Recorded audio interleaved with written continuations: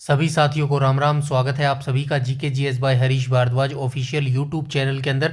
जैसे कि आप सभी जानते हैं एचएसएससी और हरियाणा पुलिस के लिए जो है हमारी पैरेलल सीरीज चल रही है। एचएसएससी हरियाणा जीके की भी हमारी सीरीज चल रही है और जो एग्रीकल्चर और एनिमल हस्बेंड्री वाली सीरीज है वो भी हमारी जो है साथ साथ चल रही है। एग्रीकल्चर की जो हमारी सीरीज चल रही है उसका जो है ये आखिरी भाग जो है आज हमारा रहने वाला है। ठीक है, आज हमारा 15वां पार्ट रहेगा और आज हमारा एग्रीकल्चर का ये जो है आखिरी भाग रहेगा। ठीक है, एग्रीकल्चर का।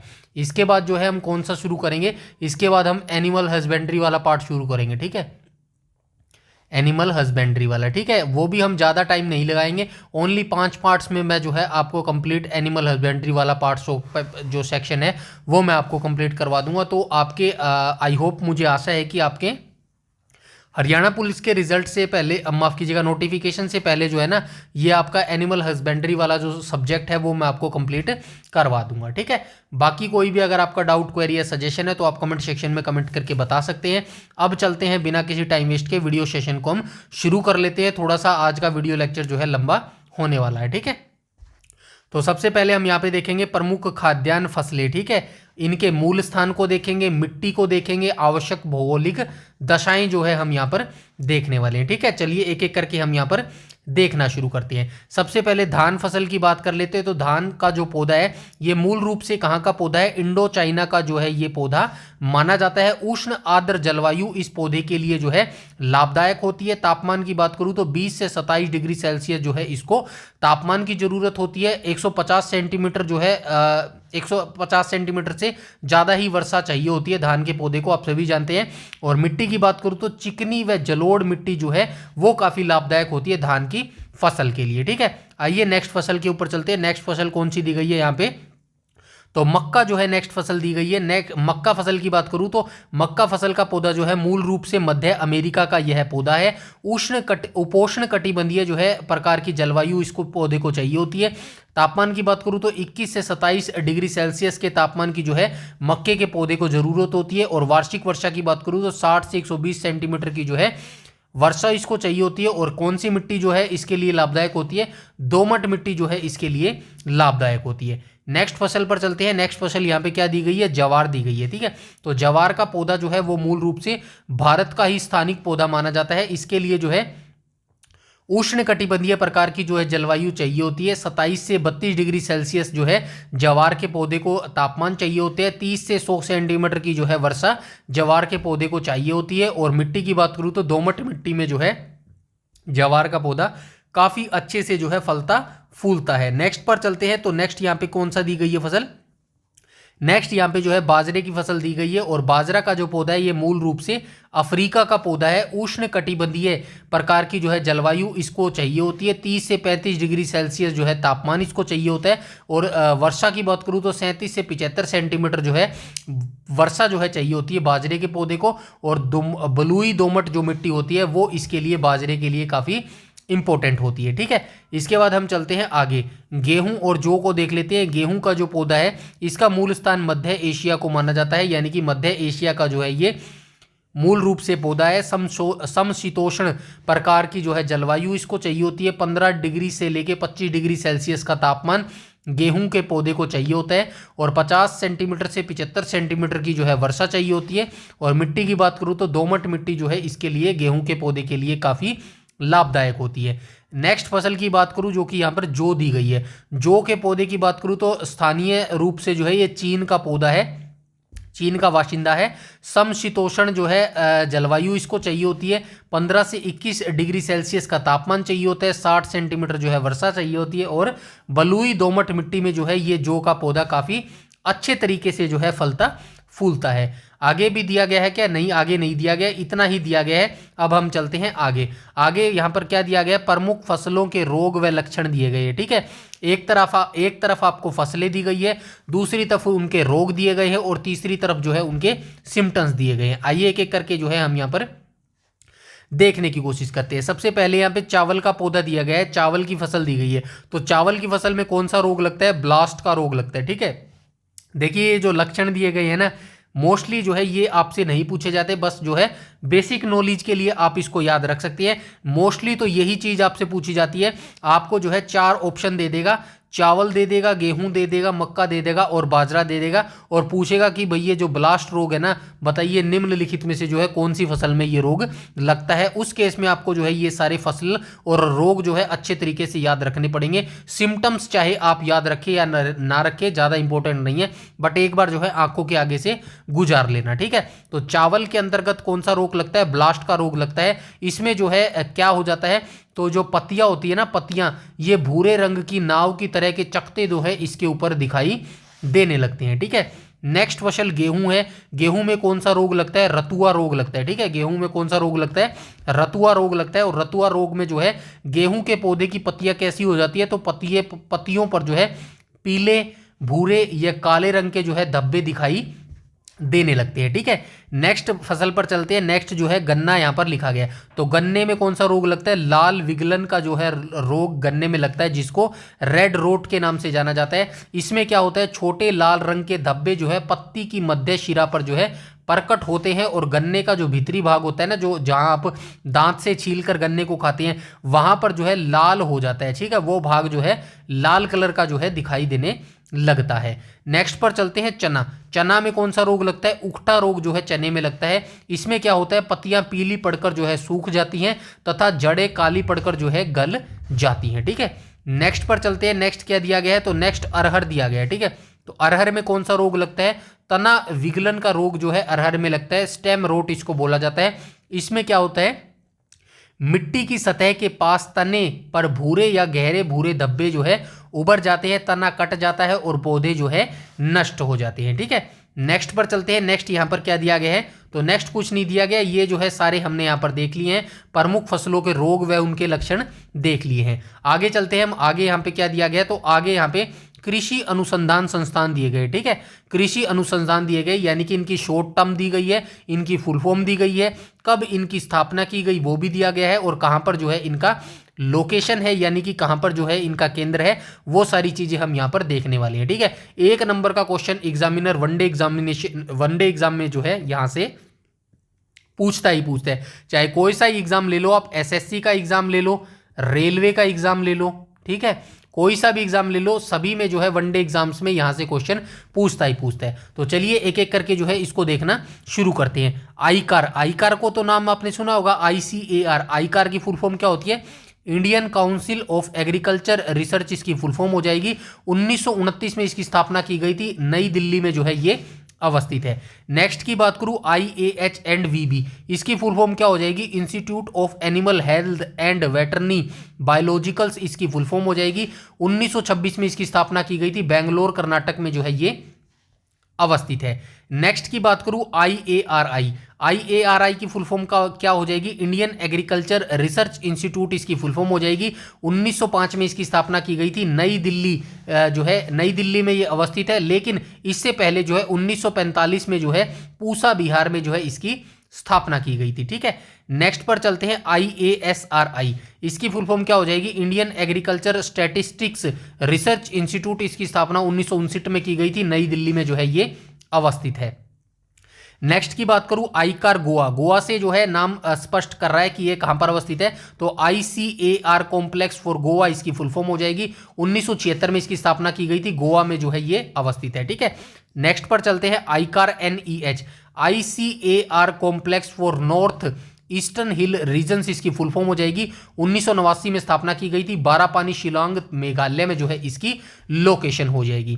नेक्स्ट पर चलते हैं, IFGTB, इसकी फुल फॉर्म हो जाएगी institute of forest genetics and tree breeding इसकी फुल फॉर्म हो जाएगी। 1988 में इसकी स्थापना हुई थी, कोयम्बटूर तमिलनाडु में जो है ये अवस्थित है। नेक्स्ट पर चलते हैं, IGFRI, इसकी फुल फॉर्म हो जाएगी Indian grassland and fodder research इसकी फुल फॉर्म हो जाएगी। 1962 में इसकी स्थापना की गई थी, झांसी उत्तर प्रदेश में जो है ये अवस्थित हो जाएगा।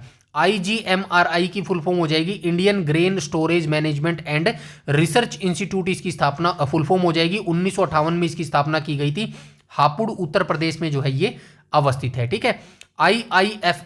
IIFM की फुल फॉर्म हो जाएगी Indian institute of forest management, इसकी फुल फॉर्म हो जाएगी। 1982 में स्थापना की गई थी, भोपाल मध्य प्रदेश में ये अवस्थित है। IIHR की बात करूं तो Indian institute of horticulture research इसकी फुल फॉर्म हो जाएगी। 1967 में स्थापना की गई थी। हैसरघट्टा बेंगलोर कर्नाटक में जो है ये वर्तमान में अवस्थित है। ठीक है। IIPR की फुल फॉर्म क्या हो जाएगी? Indian institute of pulse research इसकी फुल फॉर्म हो जाएगी। 1984 में इसकी स्थापना की गई थी। कानपुर उत्तर प्रदेश में जो है ये अवस्थित हो जाएगा। IISR की बात करूं तो Indian institute of sugar cane research इसकी स्थापना 1952 में की गई थी। लखनऊ उत्तर प्रदेश में जो है ये अवस्थित है। ILRI की बात करूं तो इंडियन लाख रिसर्च इंस्टीट्यूट की फुल फॉर्म हो जाएगी। 1925 में इसकी स्थापना की गई थी। रांची झारखंड में जो है ये अवस्थित है। ISARD की बात करूं तो इसकी फुल फॉर्म हो जाएगी institute of studies on agricultural and rural development इसकी फुल फॉर्म हो जाएगी। धारवाड़ कर्नाटक में जो है ये अवस्थित हो जाएगी। ठीक है। ये लोकेशन एक बार देखनी पड़ेगी भाई, धारवाड़ कर्नाटक में भी जो है ये धारवाड़ अवस्थित है। ये थोड़ा सा जो है ये वेरीफाई करना पड़ेगा। ठीक है। एक बार फिर से मैं देख लूंगा, अगर करेक्शन होगी तो कमेंट सेक्शन में जो है मैं पिंड कर दूंगा। ठीक है। नेक्स्ट पर चलते हैं। नेक्स्ट क्या दिया गया है? IVRI। ठीक है। यहां पर दिया गया है नेक्स्ट IVRI। 1 सेकंड अभी चेक कर लेते हैं यार, बाद की बात ही खत्म कर देते हैं। 1 सेकंड, थोड़ा सा एक बार पेशेंस रखिएगा, होल्ड रखिएगा। ये ठीक है भाई, मैंने चेक कर लिया है। ठीक है। तो ये बिल्कुल करेक्ट है। धारवाड़ कर्नाटक में ही जो है ये अवस्थित हो जाएगा। नेक्स्ट पर चलते हैं। IVRI इसकी फुल फॉर्म क्या हो जाएगी? इंडियन वेटरनरी रिसर्च इंस्टीट्यूट इसकी फुल फॉर्म हो जाएगी। 1989 में इसकी स्थापना की गई थी और इज्जत नगर उत्तर प्रदेश में जो है ये वर्तमान में अवस्थित है। ठीक है। IWST इसकी फुल फॉर्म क्या हो जाएगी? Institute of would science and technology इसकी फुल फॉर्म हो जाएगी। 1938 में इसकी स्थापना की गई थी। बेंगलोर कर्नाटक में जो है ये अवस्थित है। JTRL को देख लेते हैं। JTRL की फुल फॉर्म क्या हो जाएगी? जूट टेक्नोलॉजिकल रिसर्च लेबोरेटरी इसकी फुल फॉर्म हो जाएगी। 1939 में इसकी स्थापना की गई थी। कोलकाता में जो है ये अवस्थित है। नेक्स्ट चलते हैं आगे, यहां पर कुछ और दिए गए हैं, आइए इनको भी देख लेते हैं। SBI यहां पे स्टेट बैंक ऑफ इंडिया की बात नहीं कर रहा है। शुगर केन ब्रीडिंग इंस्टीट्यूट इसकी फुल फॉर्म हो जाएगी। 1912 में जो है इसकी स्थापना की गई थी और ये कहां पर अवस्थित है? कोयंबटूर तमिलनाडु में जो है ये अवस्थित है। SBI से मुझे एक चीज याद आई है, पूछ लेना चाहिए, मन में नहीं रखनी चाहिए। SBI को जो है SBI का राष्ट्रीयकरण कब किया गया था? SBI की तो फुल फॉर्म बताया ना, स्टेट बैंक ऑफ इंडिया। इसका राष्ट्रीयकरण कब किया गया था? ये आप मुझे कमेंट सेक्शन में कमेंट करके बताइएगा। ठीक है। राष्ट्रीयकरण कब किया गया? ये मैं बता चुका हूं, हरियाणा जीके के अंतर्गत। ठीक है। किया गया। चलिए ऑप्शन दे देता हूं, कुछ कहेंगे ऑप्शन नहीं मिला। A हो जाएगा 1953, B हो जाएगा 1921, C हो जाएगा 1800 क्या होएगा? 1820 हो जाएगा, और डी क्या हो जाएगा? डी हो जाएगा 1955 हो जाएगा। ठीक है। तो बताइएगा इन चारों में से जो है क्या राइट ऑप्शन हो जाएगा। ठीक है। नेक्स्ट पर चलते हैं। नेक्स्ट यहां पर क्या दिया गया है? नेक्स्ट दिया गया है VPKAS।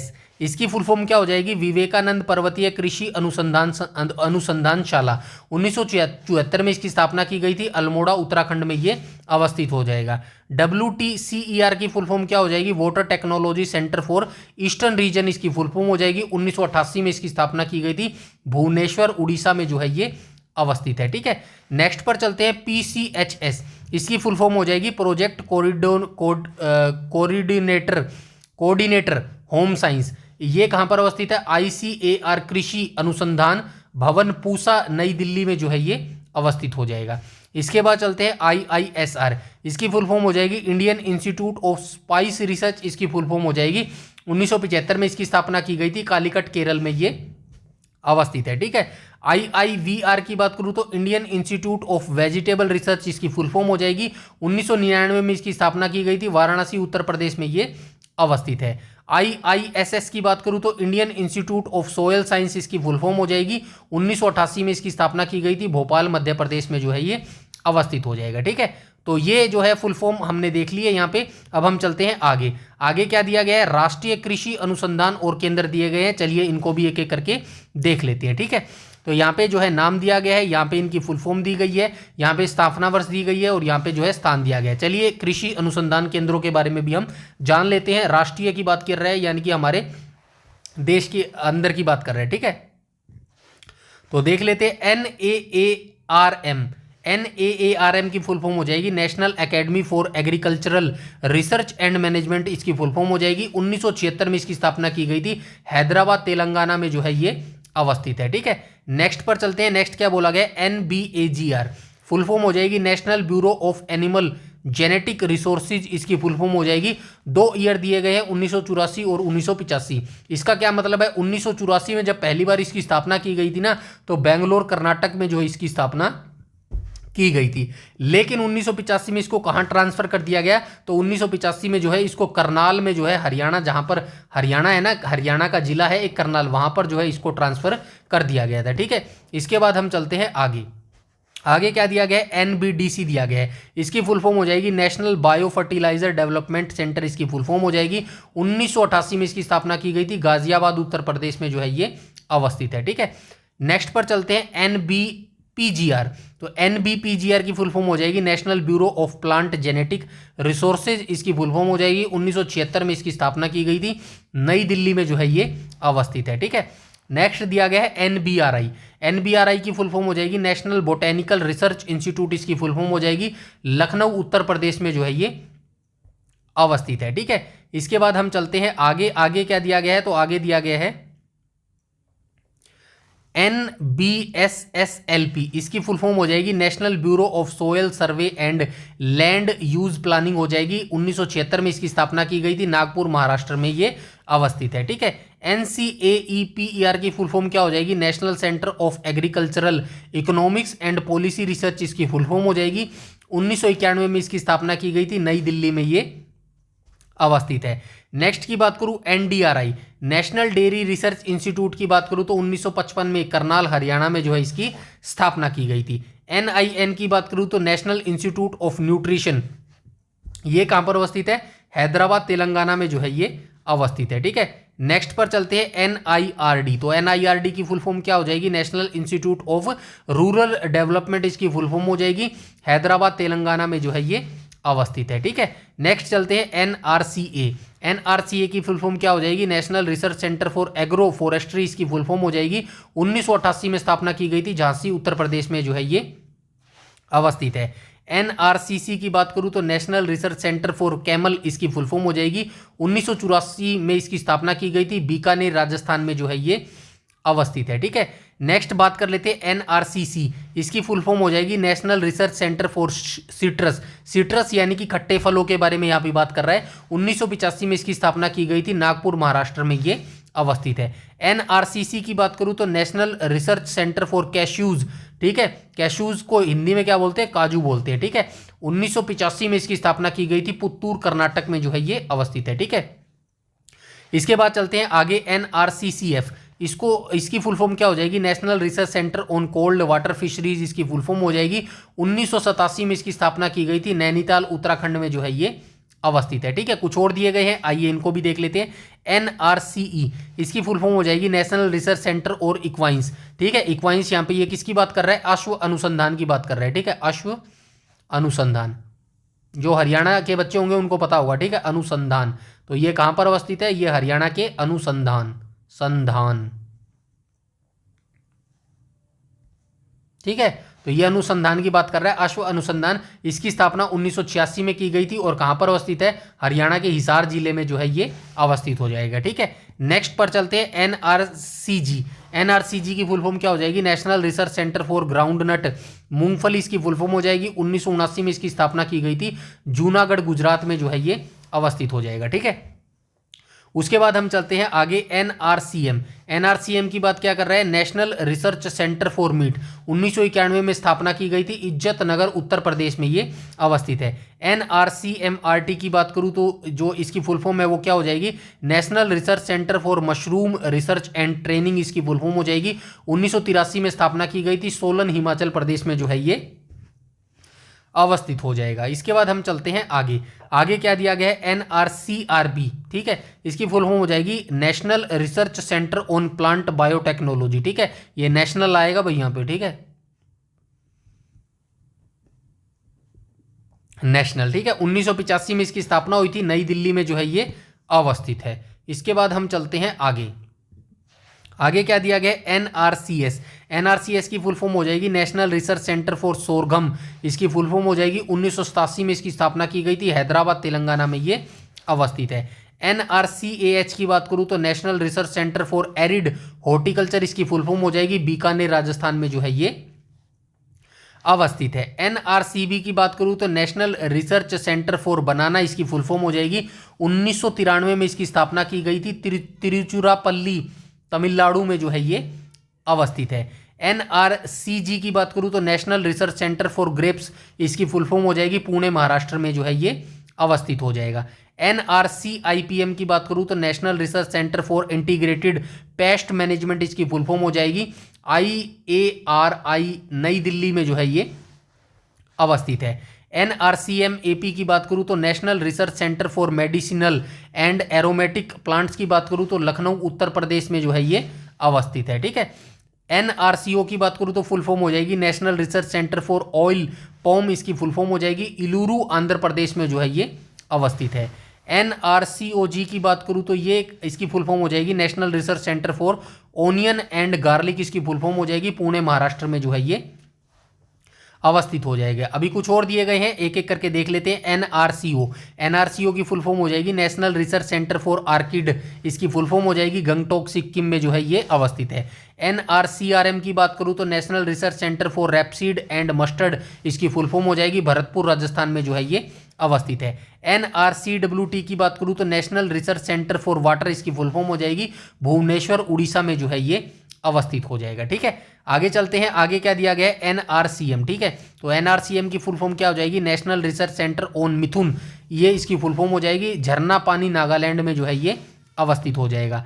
एनआरसीएमएमपी की फुल फॉर्म क्या हो जाएगी, तो इसकी फुल फॉर्म हो जाएगी national research centre on meat and meat product, इसकी फुल फॉर्म हो जाएगी, हैदराबाद तेलंगाना में जो है ये अवस्थित हो जाएगा। इसके बाद हम चलते हैं आगे, एनआरसीएस, इसकी फुल फॉर्म हो जाएगी national research centre for soybean, 1987 में स्थापना हुई थी, इंदौर मध्य प्रदेश में जो है ये अवस्थित हो जाएगा। ठीक है। कुछ और दिए गए हैं, काफ़ी दिए गए हैं, चलिए कोई बात नहीं, देख लेते हैं इनको भी। एक नंबर पक्का करना है और सिलेक्शन पक्का करना है, तो देखिए ये आपको झेलना ही पड़ेगा, ये आपको रट्टे मारने पड़ेंगे, याद रखने पड़ेंगे। एक नंबर का सवाल नहीं है, सिलेक्शन का सवाल है। ठीक है। यहीं से कुछ भी उठा के एक नंबर का दे देगा और आप फंस जाएंगे, और एक नंबर अगर आपका ठीक नहीं होगा तो जो है आप बहुत पीछे चले जाएंगे। ठीक है। तो याद रखना बहुत जरूरी है। और अभी तो आपका नोटिफिकेशन नहीं आया, बार बार मैं इसीलिए बोलता हूँ, ये जो अभी आपके लिए टाइम मिल रहा है ना, ये आपका थ्योरी बेस बनाने का बहुत अच्छा है, जीरो से स्टार्ट करने के लिए बहुत अच्छा है। जो आपका बेस होता है ना, बेस बनता है, वो बनाने के लिए काफी अच्छा समय ये आपको मिला हुआ है। ठीक है।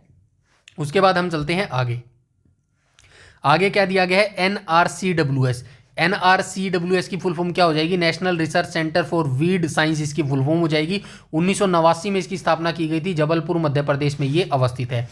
NSI, इसकी फुल फॉर्म हो जाएगी नेशनल शुगर इंस्टीट्यूट, इसकी फुल फॉर्म हो जाएगी, कानपुर उत्तर प्रदेश में जो है ये अवस्थित हो जाएगा।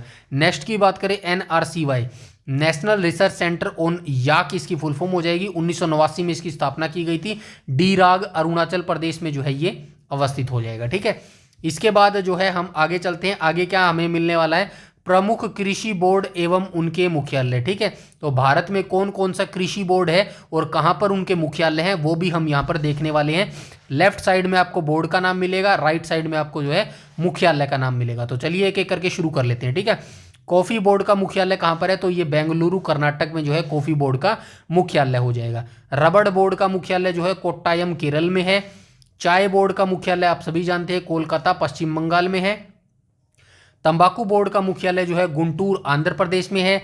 मसाला बोर्ड का मुख्यालय कोच्चि केरल में अवस्थित है। राष्ट्रीय मांस व पोल्ट्री बोर्ड का मुख्यालय दिल्ली में अवस्थित है। राष्ट्रीय मांस एवं कुक्कुट का मुख्यालय प्रसंस्करण नई दिल्ली में अवस्थित है। भारतीय अंगूर प्रसंस्करण बोर्ड का मुख्यालय पुणे महाराष्ट्र में अवस्थित है।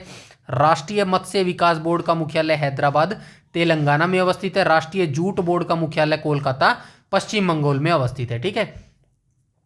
इसके बाद यहां पे क्या दिया गया है, तो इसके बाद यहां पे दिया गया है फलों एवं सब्जियों में पाए जाने वाले प्राकृतिक अम्ल। ठीक है। तो कौन कौन से फलों और सब्जी में कौन कौन से प्राकृतिक अम्ल पाए जाते हैं, वही जो है हम यहां पर देखने वाले हैं। डायरेक्ट आपसे क्वेश्चन पूछा जाता है कि सेब में जो है कौन सा अम्ल पाया जाता है। ठीक है। ये टेबल देख लेना, अच्छे से याद कर लेना, कोई भी चीज़ जो है आपकी नहीं रहेगी। ठीक है, तो चलिए आइए एक एक करके हम देखना यहाँ पे स्टार्ट करते हैं। सबसे पहले यहाँ पे आपको फल सब्जी मिलेगी और यहाँ पे कौन सा अम्ल जो है पाया जाता है। सबसे पहले हम सेब की बात करें तो सेब में कौन कौन सा अम्ल पाया जाता है, तो सेब में मैलिक अम्ल भी पाया जाता है और एस्कॉर्बिक अम्ल भी जो है पाया जाता है। संतरा और नींबू, आप सभी जानते हैं संतरा और नींबू जो है खट्टी चीजें होती है और खट्टी चीजों में जो है कौन सा अम्ल पाया जाता है, सिट्रिक अम्ल जो है इसके अंतर्गत पाया जाता है। ठीक है, नेक्स्ट यहां पर टमाटर दिया है, तो टमाटर में कौन कौन सा अम्ल पाया जाता है, ऑक्जेलिक अम्ल भी पाया जाता है, सिट्रिक अम्ल भी पाया जाता है और एस्कॉर्बिक अम्ल भी जो है इसमें पाया जाता है। ठीक है, इमली अंगूर खट्टे होते हैं, आप सभी जानते हैं, इसमें जो है टार्टारिक अम्ल पाया जाता है।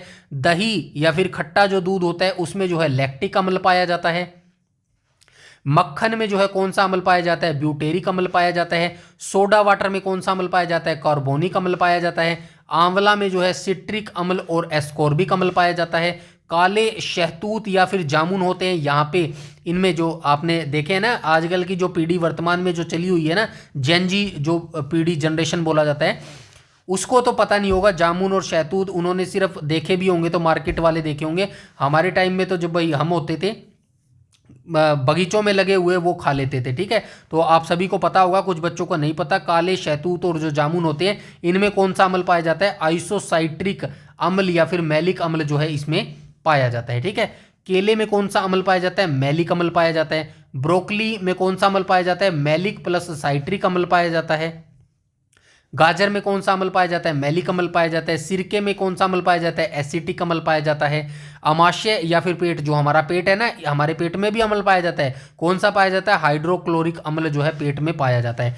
चींटी या फिर बिच्छू के डंक में कौन सा अम्ल पाया जाता है, फार्मिक अम्ल पाया जाता है। गेहूं में कौन सा अम्ल पाया जाता है, ग्लूटेनिक अम्ल पाया जाता है। ठीक है, इसी तरह रेपसीड तेल या फिर सरसों के तेल में कौन सा अम्ल पाया जाता है, इरूसिक अम्ल पाया जाता है। चाय में कौन सा अम्ल पाया जाता है, टैनिक अम्ल पाया जाता है। ठीक है, आगे देख लेते हैं, पालक लगा लो, गोभी लगा लो, रेवेंट चीनी लगा लो, इनमें जो है कौन सा अम्ल पाया जाता है, ऑक्जेलिक अम्ल जो है इनमें पाया जाता है। नारियल और ताड़ के तेल में कौन सा अम्ल पाया जाता है, लोरिक अम्ल, जिसको डोडिकेनोइक अम्ल भी बोला जाता है, ये पाया जाता है।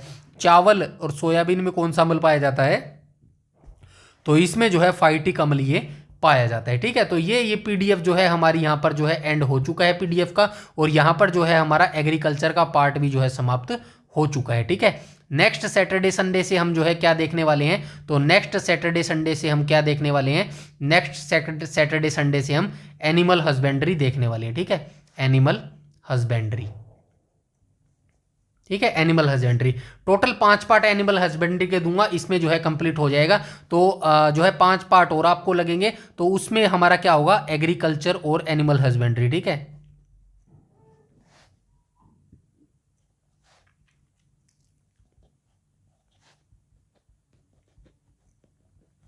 Animal husbandry. ठीक है, ये सब्जेक्ट जो है आई होप आपका जो है कंप्लीट हो जाएगा, मुझे ये उम्मीद है तब तक आपका रिजल्ट नहीं आएगा। ठीक है, इतना मैं कह सकता हूँ, देखिए प्रॉमिस तो नहीं कर सकता, लेकिन मुझे ऐसा लगता है जो हालात अभी एचएसएससी के चल रहे हैं ना, मुझे नहीं लगता कि अभी 10-12 दिन और आपका जो है रिजल्ट आने वाला है। इतने जो है हमारा एक सब्जेक्ट कंप्लीट हो जाएगा, कौन सा हो जाएगा, एग्रीकल्चर वाला जो सब्जेक्ट है वो हमारा कंप्लीट हो जाएगा, और एग्रीकल्चर से जो है 5 से 7 नंबर के क्वेश्चन जो है वो पूछता है एचएसएससी हमेशा। ठीक है, तो आपका एक सब्जेक्ट तो मैंने यहाँ पर कंप्लीट करवा दिया है। आपसे प्रॉमिस मैंने कितना का किया था, तो आपसे प्रॉमिस मैंने जो है 60 मार्क्स का जो है प्रॉमिस किया था। डोंट वरी, इससे ज़्यादा ही आपको करवा के भेजूंगा आपके एग्जाम में। ठीक है, बस पेशेंस आपको बनाए रखना है, डेली कंसिस्टेंसी आपको दिखानी पड़ेगी, हार्डवर्क आपको डेडिकेशन जो है करना पड़ेगा, तभी जाके जो है ये सिलेक्शन जो है आपका हो पाएगा। ठीक है, मेरे एंड से कोई कमी नहीं आएगी, बस आप अपना जो एंड है ना वो मजबूत कर रखना, बस आपने वो रख लिया तो डेफिनेटली जो आपके चांसेस हैं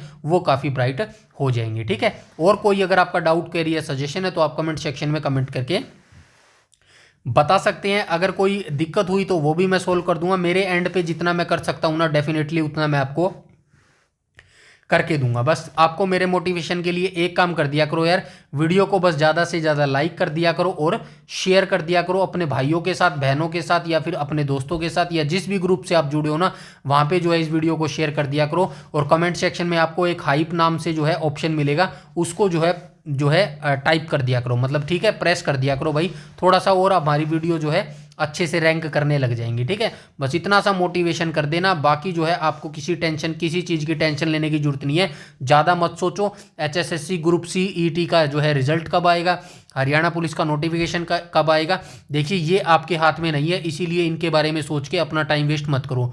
आपके हाथ में क्या है, जो मैं अभी यहाँ पर करवा रहा हूँ ना आपको तैयारी, सिर्फ आपके हाथ में ये है, और यही आप करके जो है अपना भविष्य बदल सकते हो, अपनी किस्मत जो है बदल सकते हो। मैं नहीं मानता कि किस्मत जो है भगवान लिखता है, हमारी किस्मत हम खुद लिखते हैं। ठीक है, अभी जब आप इन्वेस्ट करोगे ना 1 साल पहले, तब जाके आउटपुट आपको देखने को मिलेगा। आप सोच के बैठ जाओगे यार हमारी किस्मत में तो हरियाणा पुलिस की नौकरी लिखी नहीं हुई है, तो कैसे मिल जाएगी। भाई आप मेहनत करो, दबा के मेहनत करो, डेफिनेटली आपको चीज़ें मिल जाएंगी। ठीक है, तो ऐसा कुछ नहीं है, हर चीज़ को हासिल किया जा सकता है, हर चीज़ को प्राप्त किया जा सकता है, बस आपको हार्डवर्क करना होगा और डेडिकेशन दिखाना होगा। ठीक है, बस वीडियो को शेयर कर देना, और चैनल पर पहली बार विजिट कर रहे हो तो चैनल को सब्सक्राइब कर लेना और बेल आइकन बटन को टैप कर लेना, ताकि समय पर आपको सारी नोटिफिकेशन मिलती रहे। और टेलीग्राम ज्वाइन कर लेना, क्योंकि सारी PDF जो है वो टेलीग्राम पर ही प्रोवाइड करवाई जाती है। इस वीडियो में इतना ही, तब तक के लिए धन्यवाद।